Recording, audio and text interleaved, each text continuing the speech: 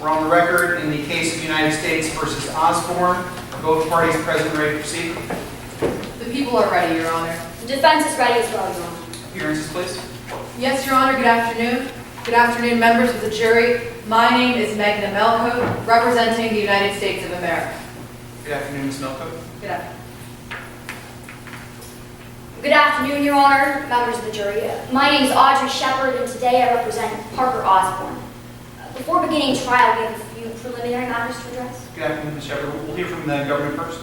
Yes, Your Honor, the people also have a few preliminary matters to attend to. Go ahead. First, the people would inquire as to Your Honor's preferences in moving about the well, approaching witnesses and opposing counsel. You're welcome to move anywhere behind where you are right now. Make free use there. If you'd like to approach the jury, witness, or the bench, you'll need permission. You don't need permission to approach each other. Yes, Your Honor, and maybe move about the well.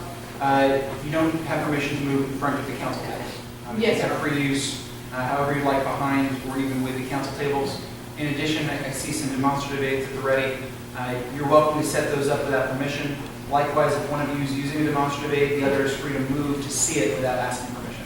We just ask that you not stand in a way that would obstruct the view of the jury or the judge or the witness of that demonstrative aid. Yes, Your Honor, and the people would ask to invoke Rule 615, which states that all witnesses are constructively sequestered. That motion is granted. Yes, Your Honor, and with that, the people are ready. Your Honor, as to Rule 615, the defense asks to designate our party representative as Ms. Osborne, the defendant. Obviously, Ms. Osborne can remain in the courtroom for her trial. Absolutely. With that, the defense is ready to proceed. Opening statement. Yes, Your Honor.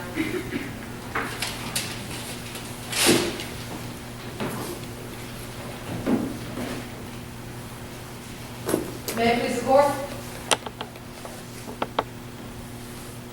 People lie. Actions don't. We can craft lies with our words, but members of the jury, our actions reveal our true intentions. Mrs. Osborne's words painted her as a typical American citizen, but her actions almost led to our most classified defense information landing in the hands of Russia. Now today, you'll hear the story of Mrs. Osborne, a woman who built her life on lies. You'll learn how she, along with her husband, targeted American cryptographer Dr. Bart Petit. You'll learn how on July 9th, 2016, Parker Osborne and her husband planned to steal a 20-page classified report written by Dr. Bart Petit. And you'll learn that on the day in question, Mrs. Osborne went to the park and dropped off Dr. Petit's 20-page memorandum on a park bench, where it was later picked up by Russian agent Anya Levov. Now today, the prosecution represents the United States of America, and as such, we bear the burden of proof. We have to prove to you beyond a reasonable doubt that Mrs. Osborne committed espionage, meaning that she transmitted classified information to a foreign agent with reason to believe her actions would harm the United States. Members of the jury, we will meet our burden by showing that first, Mrs. Osborne joined the program, second, she targeted Dr. Petit, and third, she transmitted classified information. First, Mrs. Osborne joined the program. Sonny Osborne will take the stand today and will tell you all about Mrs. Osborne's involvement with the Russian spying system. You'll learn how she contacted the SVR in 1998 and became a Russian spy, along with her husband.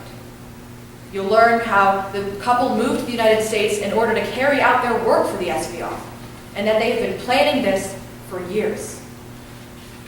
Second, Mrs. Osborne targeted Dr. Petit. You'll learn how in 2015, Mrs. Osborne and her husband saw an opportunity to take classified U.S. defense information from Dr. Petit. So Mrs. Osborne took a job and moved across the country just to gain that information. You'll learn how she took a 2/3 pay cut just so she could gain his report. And third, Mrs. Osborne transmitted classified information. Now, you'll hear all about the day in question today from Agent Avery Carlisle and Sonny Osborne. You'll learn how on the day in question, Mrs. Osborne took Dr. Petit's 20-page classified report and placed it in a coloring book. You'll learn how he instructed his wife to go to the park and set it on a bench. You'll learn that she knew exactly what was going to happen. She knew that Russian agent Anya Levov would pick up that report, and she went to the park. She transmitted the report. Members of the jury, Parker may try to lie about the day in question, but her actions do not. They cannot. Throughout the course of today's trial, it's important to separate Parker's lies from her actions. Members of the jury, we ask you to judge her by her actions. That's why at the end of today's trial, we will ask you to find Parker Osborne guilty of espionage. Thank you. Thank you. Benson? Yes, Your Honor.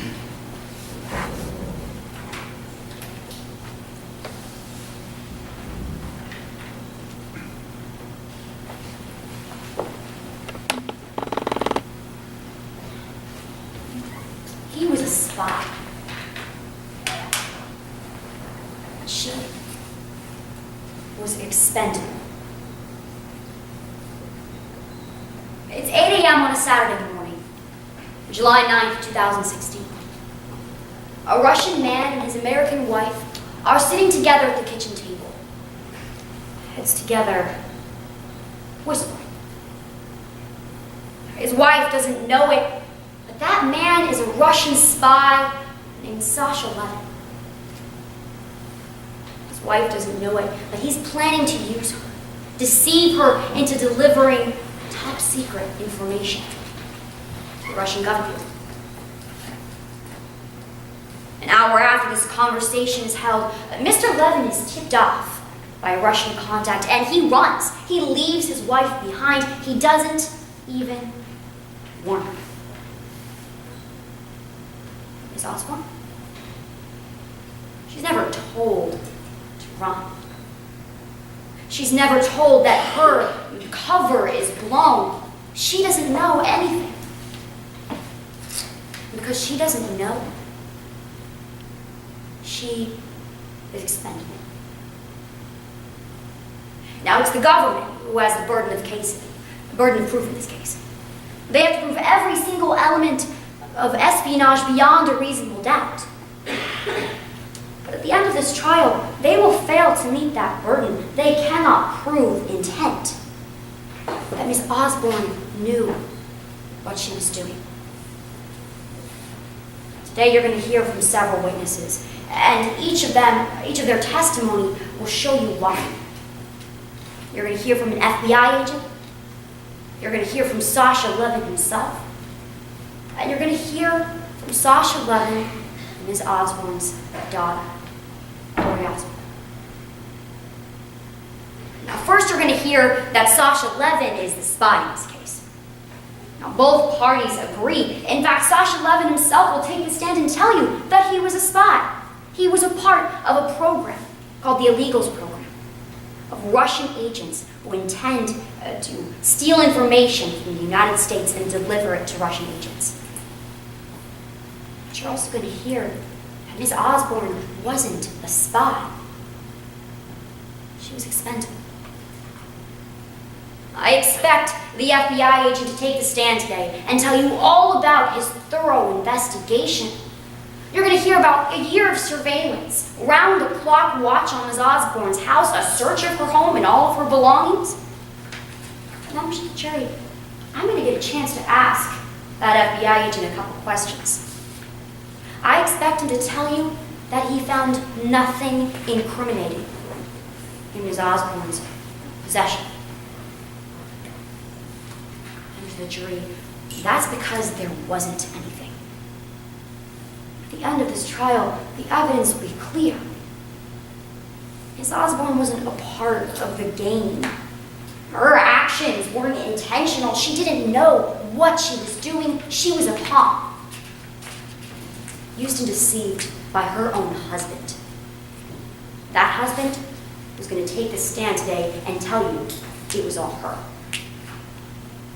The evidence will be clear at the end of this trial. I'll ask you to find her not guilty. Thank you.